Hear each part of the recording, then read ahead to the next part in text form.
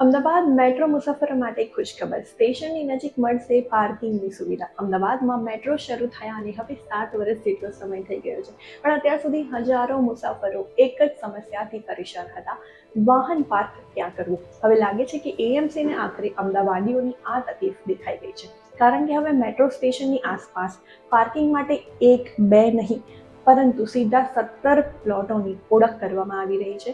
કહેવામાં આવી રહ્યું છે કે વડાપ્રધાન નરેન્દ્ર મોદીની જાહેર પરિવહનની પ્રોત્સાહન આપવાની સલાહ બાદ એએમસી એક્શનમાં આવ્યું છે અને શહેરમાં વધતા ટ્રાફિક અને પેટ્રોલ ડીઝલનો વધતો ખર્ચ અને પાર્કિંગની અછત વચ્ચે હવે પાર્ક એન્ડ રાઇડ મોડલ પર કામ શરૂ થયું છે. એએમસી દ્વારા વસ્ત્રાલ, સાબરમતી, થલતેજ, પાલડી, વાસણા એપીએમસી અને એપ્રલ પાર્ક જેવા વિસ્તારોમાં મેટ્રો સ્ટેશન નજીક જગ્યાઓ પસંદ કરવામાં આવી છે. ખાસ વાત એ છે કે આ પાર્કિંગ પ્લોટો મેટ્રો સ્ટેશનથી માત્ર 100 થી 500 મીટરના અંતરે હશે, જેથી મુસાફરોને લાંબુ ચાલવું પણ નહીં પડે. માત્ર પાર્કિંગ જ નહીં પરંતુ ત્યાં સીસીટીવી કેમેરા, પેવર બ્લોક અને પાર્કિંગ સાઇડ બોર્ડ જેવી સુવિધાઓ પણ ઊભી કરવામાં આવશે.